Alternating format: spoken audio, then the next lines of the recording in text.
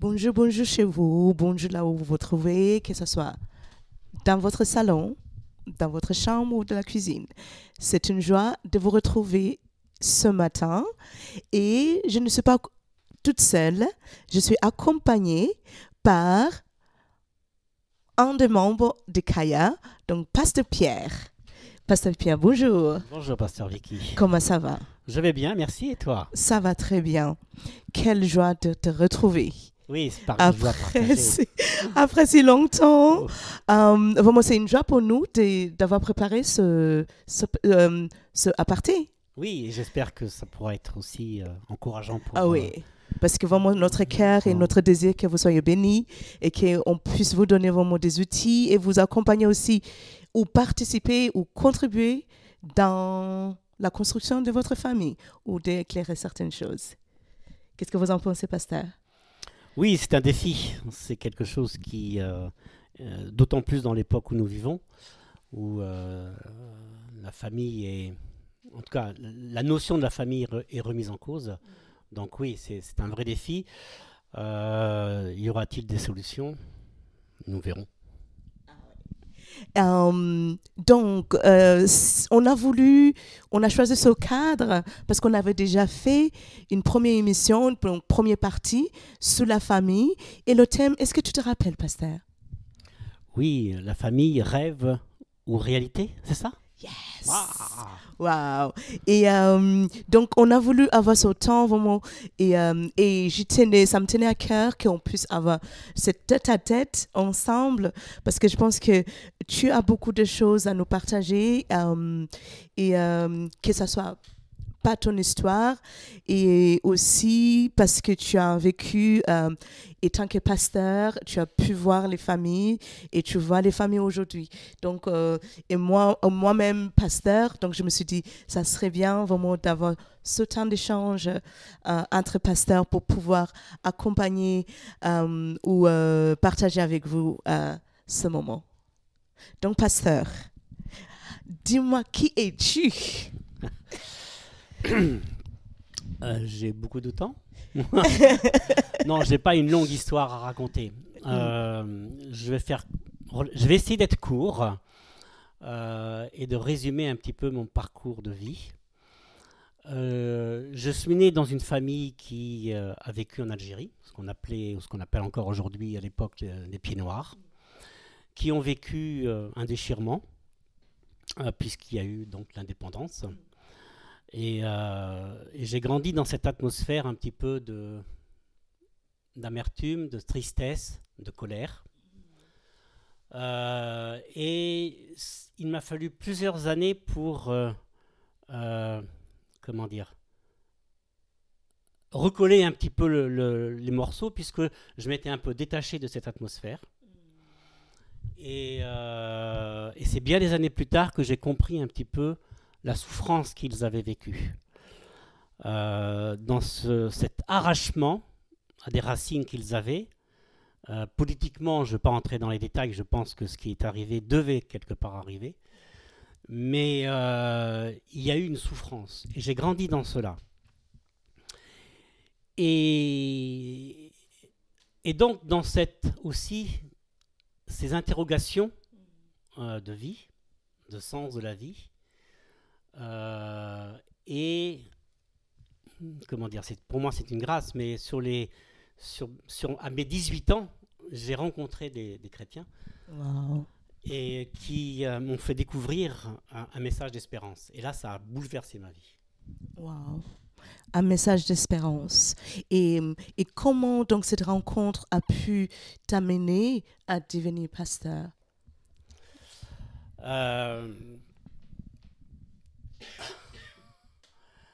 C'est une bonne question parce qu'on peut parler de vocation. En fait, ça s'est fait, je pense, plutôt par des concours de circonstances. Wow. Je me suis marié très tôt. J'avais 19 ans. Est-ce que, juste, je vais te couper parce que donc, tu t'es marié très tôt, à 19 ans. Est-ce que c'est parce que tu étais déjà chrétien et que c'est l'Église qui te qui t'a orienté vers cette décision? Non, pas du tout. Ok. Non, non, non, non, non, non, non. J'étais bien évidemment un jeune chrétien. Et d'ailleurs, même mon pasteur à l'époque n'était pas tout à fait favorable parce qu'il pensait que j'étais effectivement, ce que j'ai compris là encore bien des années après, mais que j'étais trop jeune. J'ai jamais pris le mariage comme un poids, mais je l'ai pris comme un jeune de 18 ans. D'accord. Et nous sommes quand même mariés. Nous avons eu des enfants relativement rapidement, puisque ma fille est de 1982, donc j'avais 20 ans. Et après, nous avons eu 2 autres enfants, bien des années après, mais très vite, et je vais revenir à ta question, t'inquiète pas, j'ai pas perdu le fil. Mais c'est pour situer, si tu veux, il y a une jeunesse qui était là, et qui, j'ai été touché, par l'amour de Dieu, et ensuite, très vite, je ne sais pas pourquoi, hormis, je pense, la direction de Dieu, je me suis mis très vite à lire l'Écriture, et toute l'Écriture. Et dans cette découverte et cet amour de l'Écriture, j'avais envie de servir, alors pas forcément en tant que pasteur, mais servir le Seigneur. La notion de pasteur est arrivée bien des années après, mais j'avais un cœur pour le service. De quelle manière, je peux dire qu'à 18 ans, je ne savais pas. En effet. Parce qu'à ce moment-là, tu es jeune, mais tu as l'amour bouillonnant pour le Seigneur. C'était ça. Oui, oui, j'avais un désir de servir. Alors après, ça c'est mon expérience, Oui, mais j'ai toujours été frappé, et le Seigneur a dirigé bien évidemment, c'est pas forcément bien évidemment, mais autrement. J'ai toujours été frappé par cette notion de maître à disciple. Et j'avais envie d'être au pied d'un maître. Ce que je n'ai... Alors j'ai eu des hommes de Dieu qui m'ont marqué, mais je me rappelle avoir écrit un très cher frère qui est auprès du Seigneur, et lui demandant de pouvoir aller avec lui dans cette notion de maître à disciple, et ça ne s'est pas fait. Et donc, comme j'avais ce désir, nous sommes partis, puisque j'étais marié donc avec déjà un enfant, nous sommes partis faire une école biblique en Alsace. Wow. J'entends beaucoup de choses dans ce que tu viens de me dire. Par exemple, tu me parles de l'amour qui t'a poussé vraiment, l'amour pour Dieu, qui t'a quelque part amené à vouloir servir le Seigneur. Et après, l'amour aussi qui t'a amené à te marier. Oui.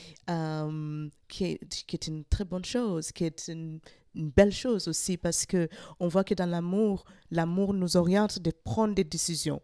Mais aussi, j'entends que dans cet amour que tu avais pour le Seigneur, et aussi tu as pu prendre une décision peut-être de se marier très tôt. Est-ce que tu peux me dire si ton vécu par rapport à cette décision qui a sûrement contribué à l'homme que tu es aujourd'hui, comment tu l'as vécu comment? De dire que tu te maries, tu fondes une famille et... je ne sais pas si tu... Oui, je comprends. Ok. Je l'ai vécu comme un jeune de 18 ans. C'est-à-dire que je n'ai pas fait de projet. Vraiment. Je vais être authentique dans le sens où j'étais enfant de Dieu. Je voulais être fidèle à l'Écriture. J'aimais une personne. Je ne pouvais pas vivre avec si je n'étais pas marié. Donc, marions-nous. Donc, tu vois, il n'y avait pas forcément dans cette immaturité une notion de peser ce qu'est l'engagement, fonder une famille, avoir des enfants, j'étais un adolescent en fait, tu vois. Je me suis rendu compte, comme je disais tout à l'heure, bien des années après, quand j'ai eu des enfants qui ont eu 18-19 ans, où je me suis dit, je me suis marié, j'avais cet âge-là, quoi. Comment c'était possible? Mais euh, comment dire, je n'ai jamais vu le mariage à ce moment-là comme un engagement lourd à porter avec une grande responsabilité, fonder une famille. C'est quelque chose qui s'est fait peut-être dans cet élan de jeunesse, tu vois. Euh, Est-ce que, est-ce que tu pourrais, vraiment avec une... je voulais employer le mot fermeté. Est-ce qu'à ce jour, tu peux dire qu'il est important pour des jeunes, comme nous parlons de la famille, qui désirent à se marier, d'avoir un temps de préparation pour qu'ils puissent être conscients ou au courant des responsabilités que le mariage engendre? oui, alors, oui, je pense que euh, d'autant que nous sommes, enfin, je ne voudrais pas être un vieux dans cette circonstance, mais euh, il y a un élan chez la jeunesse que j'ai toujours trouvé, que je trouve toujours important, y compris dans leurs relations amoureuses. Et en même temps, effectivement, dans le cadre de les valeurs aujourd'hui, qui sont une sorte de déconstruction des valeurs judéo-chrétiennes, une déconstruction de la notion de la famille, une déconstruction de beaucoup de choses, il est évident que le, la relation conjugale, je vais la présenter comme ça, la relation conjugale avec son conjoint ou son futur conjoint, homme ou femme, doit être, alors,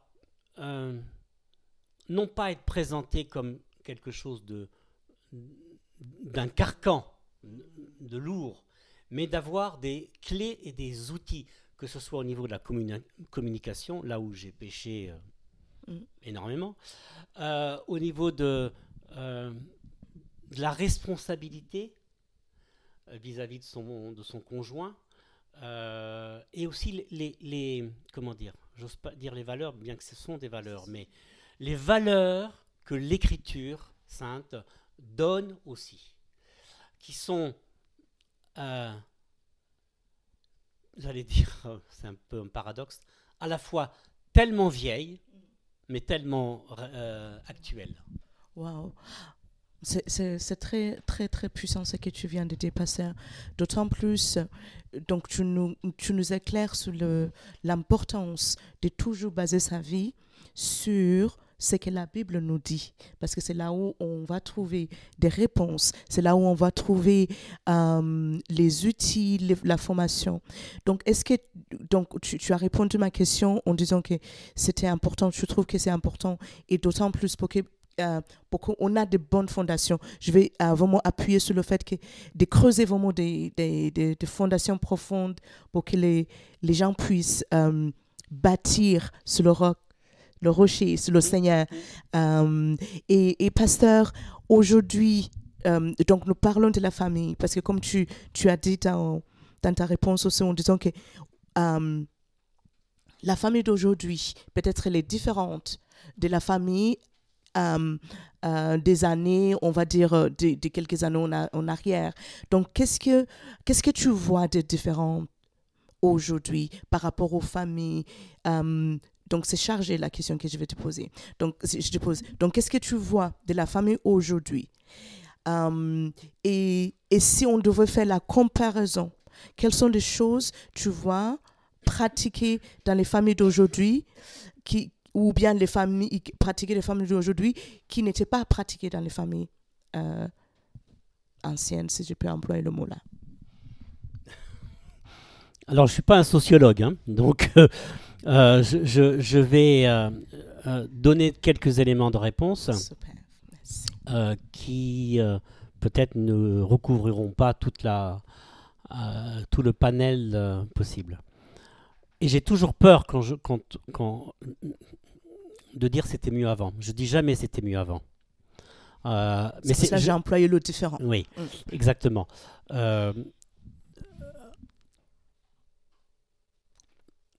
Comme je disais tout à l'heure, il y a aujourd'hui une remise en cause des valeurs qui fondaient notre culture. Quelles que soient les cultures d'ailleurs. Enfin, je connais moins à l'étranger, mais il y a une déstructuration des valeurs qui étaient des valeurs, en tout cas en Occident et en France en particulier, judéo-chrétiennes. On se détache de cela et je dirais que on a une notion beaucoup plus individualiste. Dans le sens où aujourd'hui la famille, peut-être, pas chez tous, je ne voudrais pas généraliser, mais c'est les deux parents, les enfants. De temps en temps, on peut retrouver les grands-parents, mais comme aujourd'hui, géographiquement aussi, c'est éclaté, donc on peut être aux quatre coins de la France, se voir. Moi, j'ai une tante que je n'ai pas vue depuis des années. Mais vraiment, et quand je me rappelle les conversations de mes parents, quand j'étais jeune, mes grands-parents étaient à côté, on se voyait régulièrement. Je suis parti en vacances avec mes grands-parents. Je crois qu'aujourd'hui, on a une notion de l'individualité où peut-être on a du mal à reconnaître aussi ce que notre entourage peut être aussi comme aide et comme soutien. Alors, nous sommes entre croyants. L'Église aussi peut être, on l'appelle l'Église souvent une famille. Ce n'est pas pour rien, parce qu'il y a une notion derrière l'Église qui est d'être une entraide mutuelle. Parce que il n'y a pas de... Alors, il y a beaucoup de livres qui sont écrits sur la vie de famille, comment élever ses enfants, etc., etc. Et je peux vous dire que ce que moi j'ai entendu quand j'avais 20 ans n'est sûrement pas, y compris ce qu'on enseigne dans les églises aujourd'hui concernant l'éducation. Donc ça ferait, je pense, ça surprendrait pas mal de nos jeunes qui grandissent dans une autre culture. Dans une autre, et il faut prendre acte, sauf que c'est cette individualité qui me semble ce qui marque aujourd'hui notre famille.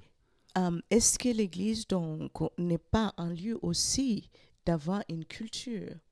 Parce que si on devait définir le mot culture, ça veut dire que c'est des pratiques mais en action par les gens.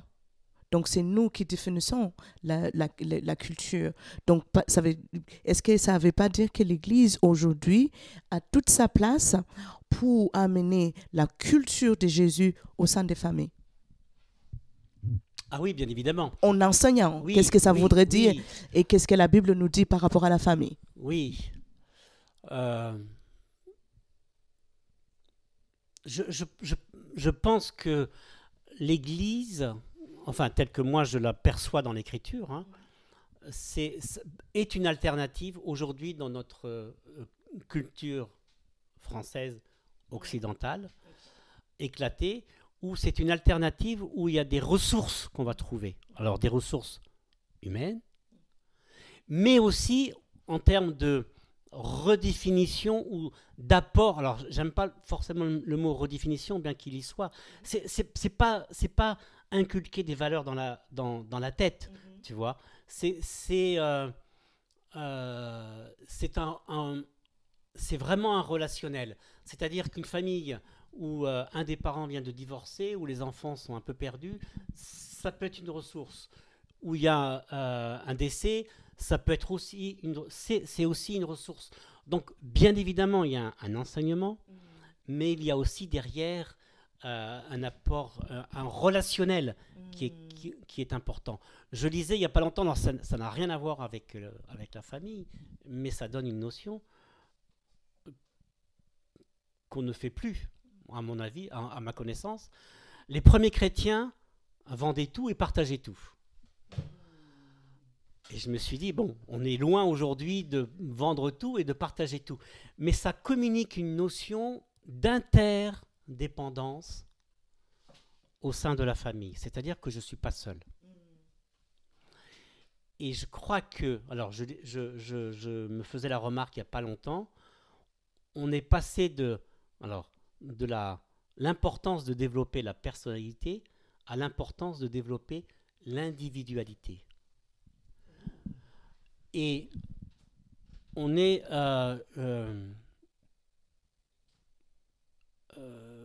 il y a quelques, parfois, alors je ne vais pas beaucoup sur les réseaux sociaux, mais il y a quelques vidéos parfois qui circulent sur Facebook. Et, alors je sais que ça peut paraître un peu vieillot pour les jeunes Facebook. Mais on vous montre les attitudes des parents en 1980 et les parents en 2024. Et c'est stigmatisant, et c'est vrai, c'est beaucoup plus permissif dans ce qu'on montre. C'est pas, je veux dire, c'est pas moi qui le dis, c'est un constat qui est fait, c'est qu'il y a une permissivité parce que on a voulu que l'enfant s'épanouisse par rapport à, pour revenir à ta question précédente, dans ma famille, en tout cas dans ma culture méditerranéenne, tu discutais pas. D'accord ? Même à 30 ans, tu ne discutais pas avec ton père. Oui, je sais bien. Hein? Tu vois ce que je veux dire, quoi. Oui, tu sais je comprends. Ça, je veux dire, et moi j'en ai souffert. Okay, a contrario, dans l'avancement, parce qu'on a rejeté cet aspect patriarcal de la famille, où le père était tout puissant, c'est lui qui amenait à manger, enfin par son salaire. On a rejeté cela, et c'est l'effet balancier où en fait c'est moi qui compte. Et mon avis, c'est mon avis, et on le retrouve dans tous les domaines, y compris dans l'Église. Mais ça, c'est un autre sujet. Waouh. Tu as touché beaucoup de choses, et j'entends, donc que la famille, non seulement elle se construit, on va dire, elle se construit à deux, et après il y a les enfants qui arrivent, après il y a la famille spirituelle, après il y a la famille des amis qui devient la famille, et qui contribue donc à ce fonctionnement ou à l'épanouissement de la famille. Est-ce que comment vois-tu cette... je vais employer le mot que tu as dit que tu ne veux pas vraiment tout à fait l'employer, le mot de redéfinir, parce qu'on ne veut pas changer des choses, mais juste une question de peut-être de modifier certaines choses, certaines pratiques. Comment aujourd'hui tu peux dire par exemple, on est dans Kaya, et Kaya qui voudrait dire viens tel que tu es. Donc on dit des choses telles qu'on le ressent parce que on est dans l'authenticité. Aujourd'hui, quelles sont des choses que tu peux dire, peut-être ça peut être modifié, pas en voulant dire j'impose, mais on le redéfinit. Ça, c'est quoi ça? C'est ça. Quelque chose de particulier? Par exemple, tu as parlé de la préparation. Tu as touché de la préparation, du fait que tu vois toute sa place aujourd'hui, parce que la famille n'est pas comme elle était avant. Ou bien peut-être les gens ont grandi dans les différents types de familles. Comme on avait parlé la dernière fois, qu'on parlait qu'il y a des familles monoparentales, il y a des familles recomposées, il y a différentes familles, et qui ont à ce jour qui font partie de notre modèle de famille. Donc, quelles sont ces choses-là que toi, tu dis que peut-être ça, on peut faire, ça, on peut faire. Oui.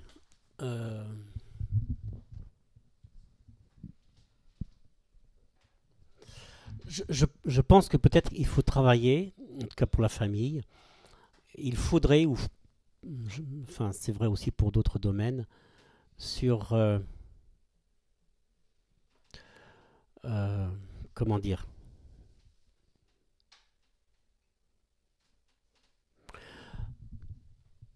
quand on lit par exemple l'écriture, on peut transmettre des valeurs de la famille qui seraient plus de l'ordre de yaka, il faut qu'on. Et après ça marche. En revanche, enfin moi c'est comme ça que j'essaye de voir l'écriture, c'est-à-dire que il est évident, parce que c'est vrai à toutes les époques, on est influencé par la culture dans laquelle on a évolué.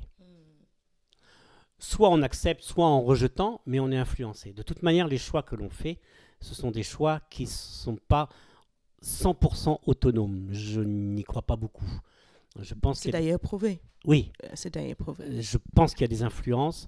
Et quand on est à longueur d'années, de journées, de minutes, de secondes, à l'écoute de ce qui se fait, parce qu'on vit dedans, je veux dire, à moins de vivre dans un monastère avec les chrétiens tous ensemble dans une église en haut d'une montagne, un peu à la miche, on met une barrière et il n'y a pas d'influence extérieure, on est influencé, influençable. Le tout, c'est de se dire, soit je m'oppose comme les Amish, ou soit je réfléchis à comment l'écriture me permet de définir ce qu'est la famille. Alors, le problème, enfin, c'est pas un problème, je pense que c'est aussi voulu. Lorsqu'on regarde les modèles de famille dans l'écriture, elles sont quasi toutes dysfonctionnelles.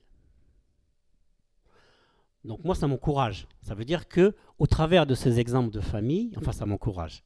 Des fois, ça pas trop, mais au travers de ces exemples de famille, c'est comment je peux tirer leçon pour vivre ma relation avec ma femme, ici présente, derrière les caméras, ou avec mes enfants, ou mes beaux enfants, c'est-à-dire les enfants de mon épouse.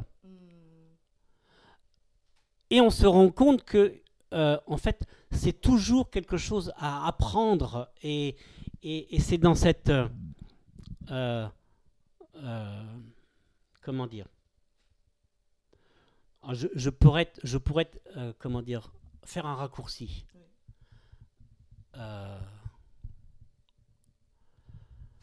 Et si j'ai compris ce qu'est réellement aimer, dans le sens que l'écriture donne cet amour, si j'ai compris réellement ce qu'est aimer, et c'est toute une vie qu'il faut, Vicky, et il faut une révélation, eh bien, immanquablement, et ça j'en suis convaincu, mais pour ça il faut rester attaché au Seigneur. J'ai lu des livres sur la famille, vraiment, tu vois. J'ai lu des livres sur la famille, sur le couple, et comme beaucoup d'autres livres que l'on lit sur d'autres sujets, on oublie la moitié, voire la totalité. Et quand on est dans le jus, surtout quand on est dans le jus, les livres... alors je dis pas que c'est pas utile, bien évidemment. C'est pas ça que je suis en train de dire. Je veux dire, il y a des personnes qui ont des vécus, qui ont réfléchi par rapport à l'écriture et qui donnent des infos. Ok ? Après, je prendrai un exemple pour dire comme quoi ça évolue. Tu as parlé de l'amour et ça me tient à cœur de te poser la question parce que je t'ai vu à un moment donné, tu t'es ému en parlant de l'amour. Et cette révélation que tu as eue de l'amour et dans dans ton intervention, tu as aussi parlé du fait tu as appris à aimer donc tes enfants à toi, et après tu as dit mes beaux enfants, les enfants de mon épouse. Est-ce que tu peux m'en dire plus par rapport à ça? Oui, bien sûr, je peux en dire plus. Ouais. Je disais tout à l'heure qu'il n'y a pas de... Alors, c'est pas pour excuser, bien évidemment. Et c'est pas dans ce sens-là que je veux que vous le preniez. Dans l'Écriture, il y a des... Dieu fait et se révèle dans des vies. Et dans les vies, il y a par moments des fractures, un sol qui se dérobe. Et le sol s'est dérobé il y a quelques années quand il y a eu une procédure de divorce avec ma première épouse. Où là, bien évidemment, tout s'effondre. Et c'est le sol qui se dérobe, où tous les rêves sont rattrapés par la réalité. Et tout ce que tu as pu dire ou conseiller, ou tout ce que tu as théoriquement dans ton esprit, eh bien, tu te rends compte que c'est un échec. Mais ça ne s'arrête pas là. Wow. Voilà. Wow. Et tu as dit les rêves qui se cassent ou qui devient une réalité. Donc ça veut dire qu'en fait, quelque part dans nos cheminements, plus les années passées, parce que tu as dit tout à l'heure que quand tu t'es marié en disant que ok, je suis amoureux, j'ai envie de fonder une famille. Maintenant, le côté de la réalité, de l'importance de la famille, là, tu as attrapé à ce moment-là et tu dis, oups, c'est dur. Et comment tu as pu surmonter ça et que tu arrives à refaire ta vie, si je peux le dire, ou continuer ta vie? Oui, ouais, c'est peut-être plus juste de continuer que de refaire. Tu as raison. Alors, je suis passé vraiment par toutes les phases. C'est peut-être pour ça que j'aime un livre comme le livre de Job, où il y a toutes les phases. Alors, je suis passé par la colère, la haine, la souffrance.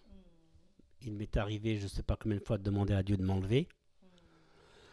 Parce que c'est tout un pan de vie qui se casse.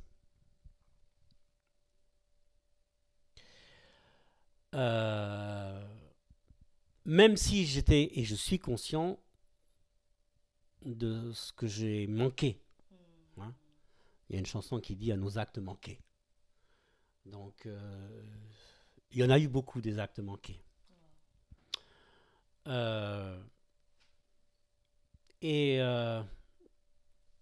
Peut-être je vais lire une petite phrase, une petite citation, parce que je trouve qu'elle résume, ou deux.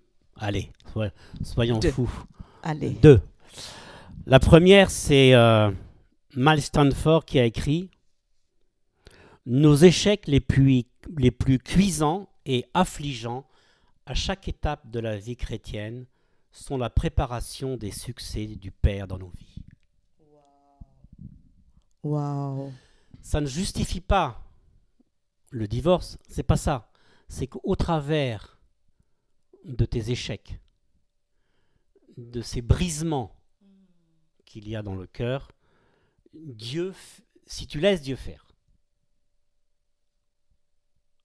Je crois que et c'est là où je trouve le livre de Job extraordinaire, c'est que même si tu as tort, et ce n'est pas le cas de Job, mais même si tu as tort, quand tu cries à Dieu,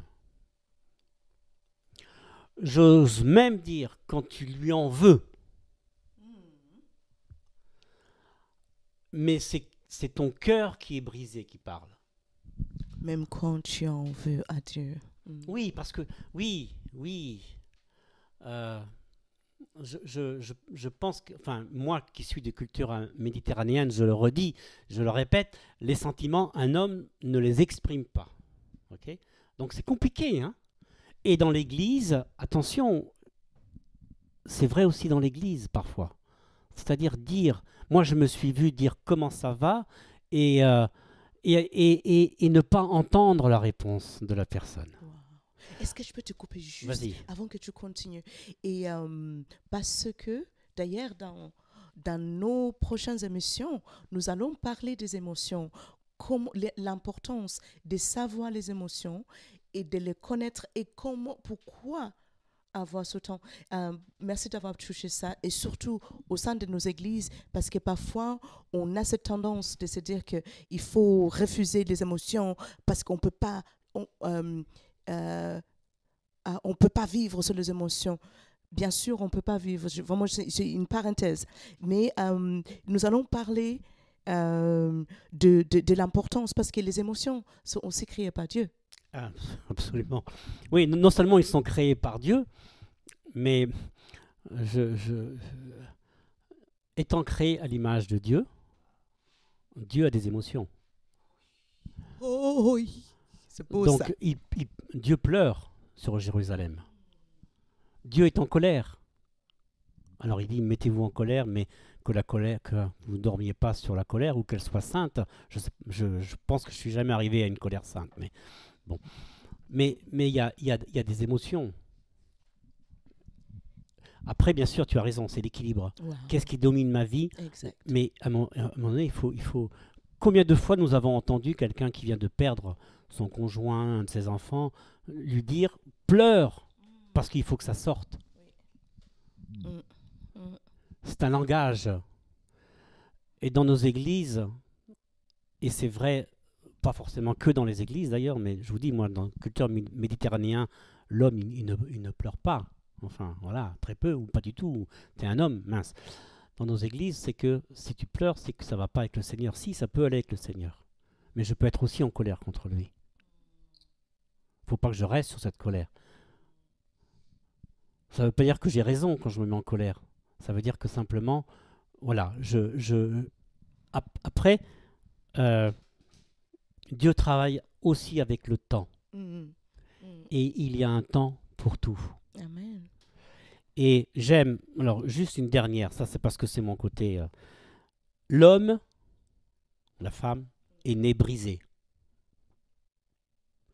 Quand nous venons, notre vie entière est brisée. Et Dieu recolle, j'attends.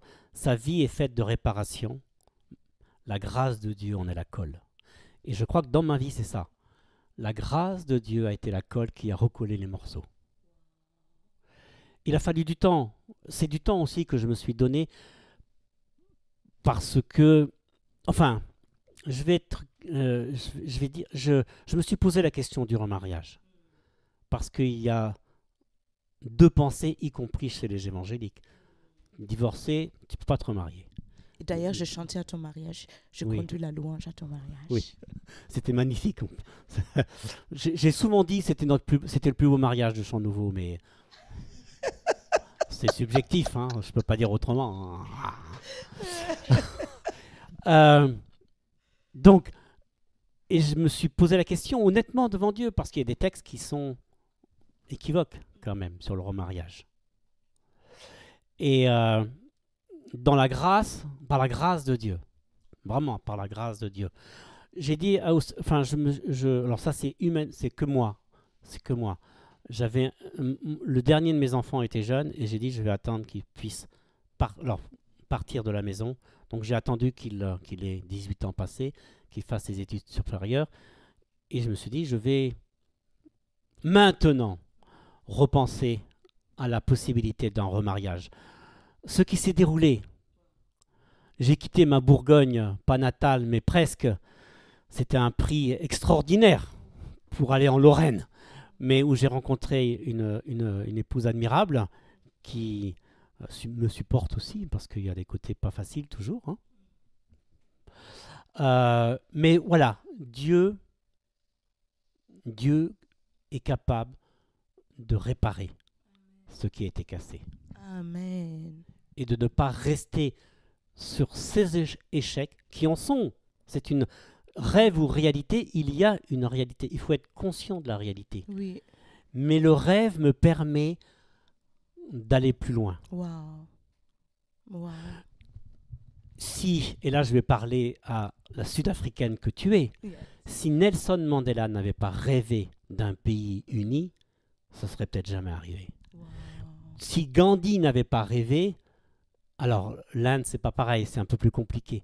Mais s'il y a des hommes, si des hommes et des femmes ce sont eux qui font avancer.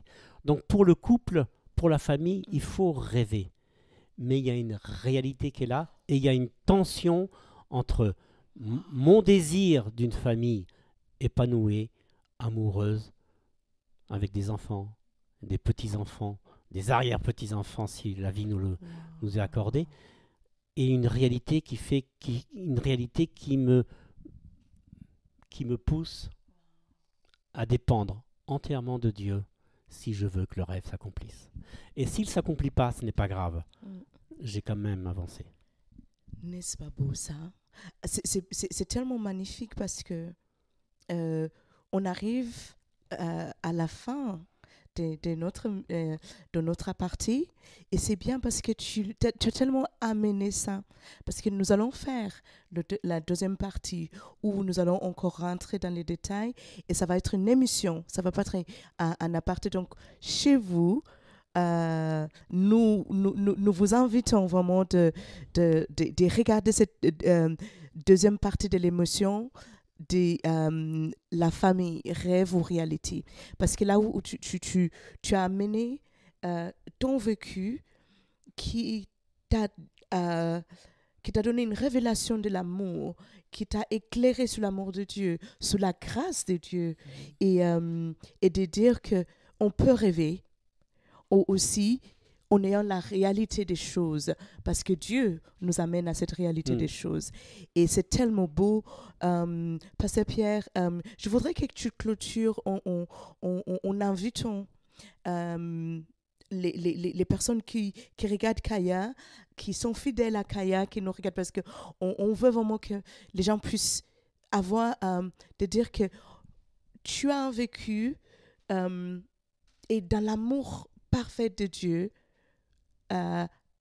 qui te permet de vivre cette vie merveilleuse que tu vis aujourd'hui, même avec les erreurs que tu as pu faire, et ça t'a mené à rencontrer ton épouse et ça t'a mené à exercer ton appel et vocation pastorale. Donc, si tu peux dire ça, tu peux m'en dire pour clôturer et inviter les personnes qui nous regardent et qu'on a hâte de retrouver en janvier. Je dirais que, enfin, le seul mot que je trouve, c'est la grâce. Il y a un texte dans le Premier Testament où Moïse demande de voir la gloire de Dieu, la grandeur de Dieu. Et Dieu lui dit, non, tu peux pas, mais je vais te montrer ma bonté. Et ma miséricorde. Et je me suis dit, mais c'est ça. On a l'impression parfois que Dieu est un Dieu dur. Et on ne fait pas n'importe quoi avec Dieu. C'est évident. Mais ce que Dieu montre à Moïse, c'est sa bonté. Et dans des vies... et je terminerai après par une petite histoire, si tu permets. Dans des vies où il y a eu des échecs, des blessures, j'allais dire, Dieu se plaît à relever. Dieu n'éteint pas le lumignon qui fume. nous sommes dans une société, je ne veux pas généraliser, mais on éteint les lumignons qui fument.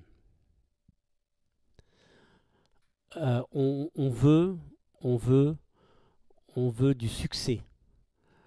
On veut de la gloire. La gloire, et ça me frappe ces temps derniers, la manifestation de la puissance et de la gloire de Dieu, c'est l'humiliation absolue de Jésus-Christ. Ça veut dire que Dieu me rejoint là où je suis. Wow.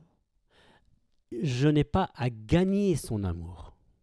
Et dans ce que toi tu vis aujourd'hui, et peut-être que je ne vais pas lire mon histoire, dans ce que toi tu vis aujourd'hui, aussi bas peut-être que tu es, ce que Dieu veut, et c'est là où tu dois lui laisser, et tu n'as peut-être pas la force, et c'est là qu'on revient sur les aides, les personnes qui peuvent être autour de soi, qui peuvent aider. Mais Dieu te rejoint là où tu es. Et la grâce, elle te relève. Elle te donne un avenir. Et c'est la conclusion de Job, c'est que Dieu redonne une vie.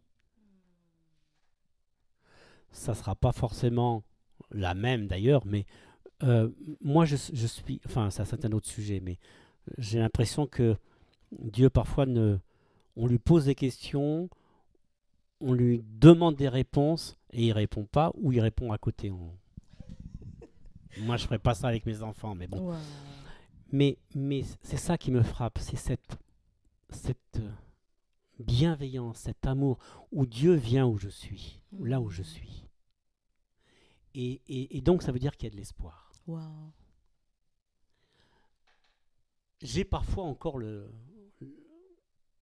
accusation sur les échecs que j'ai vécus. Ça m'arrive. Mais je connais l'amour de Dieu pour moi. Amen. Wow, pasteur. Merci beaucoup, pasteur Pierre. Merci beaucoup vraiment parce que ça tombe bien.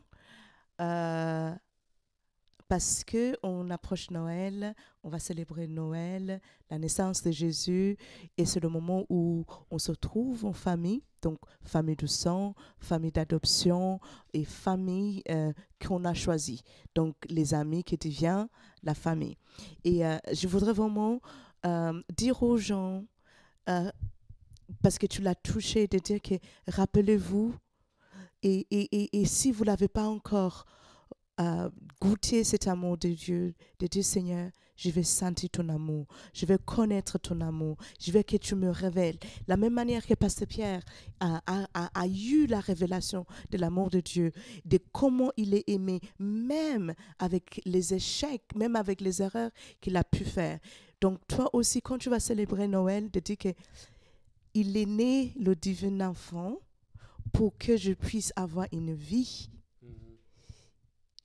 parfaite en Jésus-Christ, même parce qu'on parle de même avec les échecs que j'ai pu connaître ou les loupés que j'ai pu avoir, mais d'avoir le cela de Dieu, qui est le repos de Dieu, parce que Dieu est notre repos. Et tu as trouvé ce repos tu as trouvé ce repos, tu as trouvé ce shalom, tu as trouvé le cela de Dieu, tu as trouvé la pause de dire que même si je traverse des moments difficiles, je peux me poser et dire, Seigneur est là. Nous vous aimons à Kaya. Et Kaya est fait d'une équipe de différentes personnes. Et parmi ces différentes personnes, il y a aussi ma fille qui a pu être là à cette émission aujourd'hui, Princesse Ada. Et donc, je vais appeler toute l'équipe de Kaya. L'équipe n'est pas au complet, pasteur. Non, elle n'est pas au complet. Mais quand même... La période de Noël oblige. Hein. C'est ça. Et donc, je voudrais que tu invites l'équipe de Kaya qui est là présent, parce que nous voulons souhaiter une bonne fête, enfin en tout cas, une bonne fête de Noël et une très très bonne année sous la grâce de Dieu 2025. Et dis-moi, on se retrouve en 2025. On se retrouve le 11 janvier, c'est ça? Oui, le 11 Le 11 janvier. janvier. Donc, rendez-vous le 11 janvier Et nous à Kaya. retrouvons à Kaya, wow, avec les intervenants, donc qui sera Nous allons vous faire venir l'équipe afin que vous puissiez voir chacune et chacun. Donc, Rachel, s'il te plaît. et Rachel Kleber qui s'occupe de tout le département de polyvalente. Olivia. Olivia qui s'occupe de tout ce qui est communication. Anita, Documentation. notre chère sœur Anita. Yes, Anita qui est notre animatrice de l'émission. Rémi, notre Régisseur, notre chef de département, enregistrement, tout ce qui est caméra et la mise en place. Ada. Et là, ma princesse, qui est à l'origine, qui a participé beaucoup à l'origine de Kaya et c'est elle qui a aussi créé les pages Facebook, Instagram, YouTube, toute la chaîne. Il nous manque quelques personnes. Oui, Noël. oui, c'est Noël, c'est la période. Ouais. Donc, vous verrez une autre prochaine fois. Oui, vous aurez Mais nous l'occasion. sommes toute une équipe et très heureux de travailler ensemble. Ah, une joie, une joie. C'est une bénédiction et nous sommes vraiment contents. Merci beaucoup, équipe Kaya. Et nous pensons à vous, ceux qui n'ont pas pu être là. Et je te laisse prier, pasteur. Oui. Père Céleste, merci. Merci parce que nous allons rappeler, fêter la venue de notre bien-aimé Jésus-Christ. Merci parce qu'il est celui qui a manifesté ton amour. Là où nous étions, Seigneur, tu as voulu nous rejoindre pour que ton amour puisse nous toucher. Merci parce que chacun d'entre nous, nous avons pu vivre et nous vivons encore aujourd'hui de ton amour. Que dans cette période de Noël, un grand nombre puisse découvrir l'amour que tu as pour l'humanité. Merci. Merci vraiment parce que nous te devons tout. Merci vraiment parce que tu es un Père et un Père qui nous aime comme nous ne pouvons imaginer. Et j'aimerais te bénir pour cela. Amen. Amen. Et enfin, à 3, toute l'équipe aura le plaisir de vous laisser un petit mot pour la fin de l'année. Donc, 1, 2, 3. Joyeuses fêtes de fin d'année!